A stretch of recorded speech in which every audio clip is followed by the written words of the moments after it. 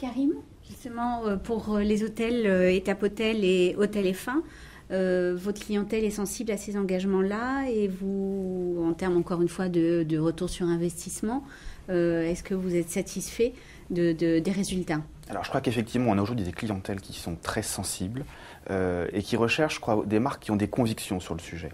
On va certainement pas avoir, et aujourd'hui, ce qui est important, c'est qu'un produit réponde aux besoins. L'hôtellerie économique doit répondre à un besoin d'hôtellerie simple, bien dormir, à un prix extrêmement compétitif. Mais derrière, si on a des marques qui ont des convictions, qui vont être capables aujourd'hui d'accompagner, il y a un vrai changement aujourd'hui dans le comportement des consommateurs, dans les attentes qu'ils peuvent avoir vis-à-vis des produits ou des services. Et je crois que les marques qui s'engagent maintenant et qui s'engagent durablement sur un vrai chemin de développement durable sont des marques qui vont pouvoir se forger une image forte et surtout fidéliser à moyen et à long terme leurs clients. Je vais vous prendre un exemple. Je vous ai parlé tout à l'heure des programmes ponctuels qu'on faisait. Le développement durable, c'est aussi dans la recherche-développement aujourd'hui. La nouvelle chambre Étape Hôtel, le nouveau concept Étape Hôtel qui est progressivement déployé aujourd'hui en France, a obtenu le Janus du commerce et le label Eco-Design. Ça veut dire quoi? Ça veut dire que dans la conception aujourd'hui, les luminaires sont des diodes. Parce que des diodes, ça consomme moins, mais ça apporte aussi un vrai confort dans l'ambiance de la chambre. Donc il y a à la fois la fonction qu'on va rendre au client pour améliorer son séjour, mais en même temps, moins de consommation électrique, moins de remplacement, donc moins d'intervention technique, d'économie, etc. d'ampoules, de transport d'ampoules.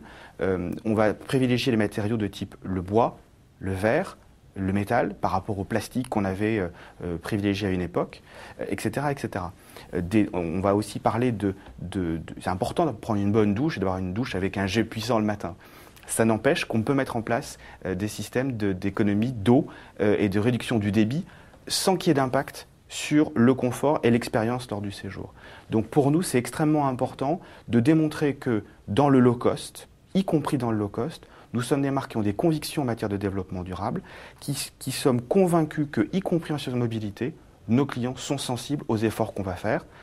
Ça ne veut pas dire qu'il faut qu'on s'égare sur notre prix, qu'il faut qu'on s'égare sur la qualité des produits qu'on va apporter.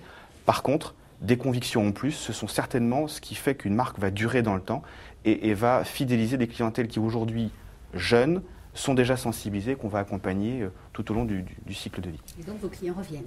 Absolument. Ils sont très sensibles à ces Absolument. arguments-là.